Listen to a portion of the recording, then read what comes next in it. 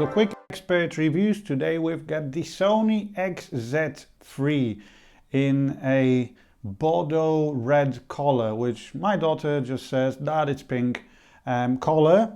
And yeah, I personally think it's a really nice device. It's a really nice looking color, but yeah.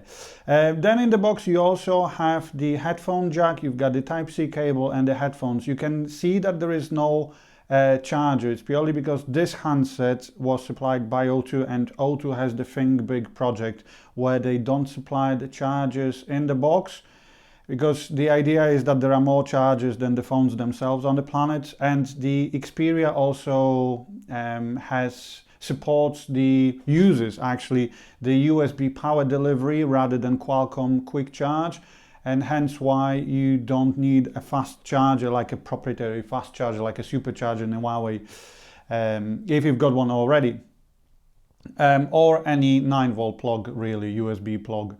So going back to the handset itself, we've got the power button on the side, volume up, volume down, SIM and memory card tray on the top. As usual, it doesn't require any pin or anything like that. Fingerprint sensor, sensor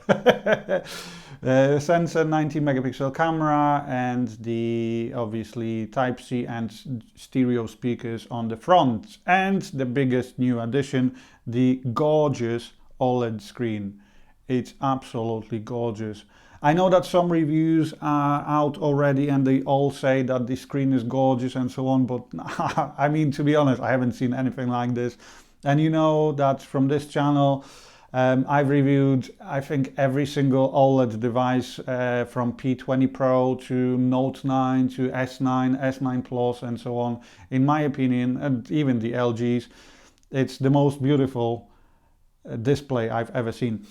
So in terms of the handset itself, it runs Android Pie 9 out of the box, obviously with Xperia own user interface, but it's pretty lightweight. So the phone does have a 4 gigabytes of RAM or 6 in the Asian markets, but to be honest, I mean, I had an XZ2, yeah, this is my personal handset, this one. I had an XZ2 before this one, and to be honest, it never slowed down, and it also had 4 gigs, so yeah. One of the big things is the Sony battery care, Qnova battery care, which basically works like when you go to bed, let's say at 8 o'clock, and you wake up at 6 a.m. in the morning, it doesn't, and you leave your phone on the charge, it will charge around 90% overnight, slower charger and charging, and then in the morning it will top up extra 10% right before you wake up, before the alarm goes on, so that prolongs the battery life. As you can see, you can unlock the phone with your face as well, so you've got the trusted face. It doesn't work as fast as on, for example, the Huawei or the OnePlus, but it's there if you want to, so you can unlock the phone with a fingerprint sensor, or you can unlock it with your face. Standard settings with the Sony, so DSE-HX, which is high-res audio upscaling, so it upscales normal MP3 quality to kind of high-res. It's still not as the same quality as high-res audio, but it's there for you if you need it. And it does actually make it sound better. Dynamic vibration system, which basically, to put it simply, works like a vibration in a, I don't know, a PlayStation DualShock 4 controller. So it basically, the phone vibrates to the movie you're watching or whatsoever, or games you're playing. Yes, you can now use it while gaming as well, which works pretty well. I think the Asus ROG phone uses the same feature. Now, in terms of the display itself, apart from normal settings, you can also now adjust the white balance to your liking. I leave it all as standard because it looks the best in my opinion as standard. But if you'd like to, you can kind of adjust it more to your liking.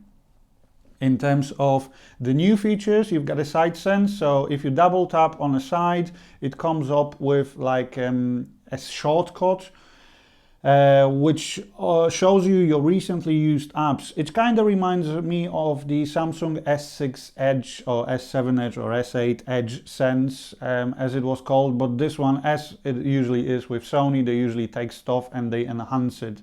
So you can choose your own apps. You can use Xperia Intelligence Engine, which is the name of the AI. So it suggests the apps you want to use on the phone, and you can also use the sensor on both sides or just one side. And then you can turn off which apps you don't want to be used in the side sense, and so on, so on. So it works really well. One-handed mode, pretty simple. I think the simplest implementation after the iPhone reachability on how to resize the screen so you can grab it easier. Smart light, so stays, the phone will lit the display as long as you look at it. Night light removes the amber hue and basically puts less strain on your eyes. Ambient display, and again Sony did that now, and it's so much better than any other option in my opinion. So not only you can choose your own photo to display constantly on the display, you can choose like an icon. So for example, if I choose this one and turn the phone off, it will show me an icon on the bottom. You can choose your own picture and it will be a colored picture, not black and white or whatsoever. What's also cool is that when you're listening to music, let's say on Spotify, and then you turn the screen off, it will show you the album you are listening to, which works pretty well in my opinion, and kinda it's there for you if you need it. Obviously, if you want to, you can turn it off completely. You can change the clocks as well on the ambient screen, so if you'd like to, you can use a different clock, different layout of the clock, and so on, so on.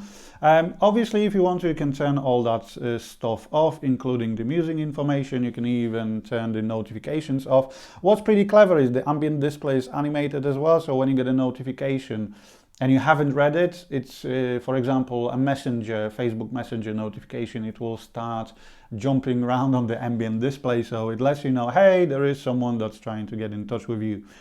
In terms of the battery itself, you've got the 33,030 milliampere hours in size. It might not be 4,000 like on the Note or the P20 Pro, but to be honest, with this only lightweight user interface and the Qnovo adaptive charging and the adaptive charging, to be honest, it works pretty well.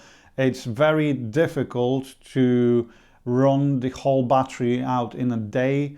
I usually wake up at 8 and around 9 o'clock in the evening I still have around 25%, but do bear in mind that I am a heavy user, so a lot of Spotify, a lot of Netflix, gaming, because the phone obviously supports DualShock 4 native support and gives you native support, and on top of that it works with the remote play. And to be honest, I mean, I constantly look at that gorgeous display, so it's really hard to put it down. In terms of camera, you do get the new Bion's processing unit in it. However, it's still the 19 megapixel motion eye camera from the XZ3, behind it f-stop 2.0 aperture. Now there are some new additions to the user interface, which I'll show you in a second, but yes, in terms of feature, you still have predictive capture, so you just tap, when you press the shutter button, it takes up to 4 pictures and it lets you choose which one you want to save. Then you've got the smile shutter, which takes a picture when someone smiles. Lens correction for distortion works really well, because Sony's back in the past, they did add some distortion with photos issues. You can turn the side sense on, so it takes a picture when you press it. And then we've got the grid lines. I would like to see some more options than just 3:3 ratio, but it's still there if you need it. You can obviously choose where you want to save the photos and what you want to do with the physical camera button, which you've got right over there, as I think that Sony as the only manufacturer leaves down there. And then in terms of video recording, obviously you've got the 4K HDR recording for normal 4K. It doesn't support optical image stabilization. There's no optical image stabilization. You've got EIS. But it's there for you. In terms of manual mode, obviously autofocus, shutter speed, ISO, it's all there for you. But what's cool about the video recording now as well, you can finally choose your own brightness and like white balance and exposure value in the stock video app. I've been asking that for past 5 years. I usually use open camera anyway to record videos, but it's nice that it finally is there in the stock built-in app itself. Now, obviously you've got the slow motion, which I'll show you at the very end of the video, in 1080p, so it records 1080p at 960 frames per second. Again, the only phone on the market that does that, so it works pretty well. And the quality is really good, especially in, like, you know, daylight situations, because I understand that the Samsung and the Huawei P20 Pro, for example, works really well with the super slow motion 960 FPS, but 720p, I mean, in 2018 isn't very good quality, if you agree with me. Yeah, that's pretty much it in terms of the video recording. Now, in terms of the display itself, I'll play some videos, but apart from that, I'll also show you a comparison. I took some pictures with different phones playing the same stuff, and to show you how the quality looks like. So yeah, I had to turn down the exposure value a bit, but it's, I mean, I know it's just a video, and I've tried to record it in 4K, the best quality I can possibly get from my tool, but to be honest, it's absolutely beautiful. I've never seen anything like this before. I've never ever seen a display, an OLED display like that. And what's more is that on a Samsung or an iPhone, you can't even play 4K on a YouTube. I don't know what it is, but you just can't. Well, with this one, you just go to the settings, bam, 4K, bam, YouTube video, bam. So yeah, as you can see, XZ3 versus OnePlus 6, iPhone 10, S9 Plus, that's the 10s Max on the top.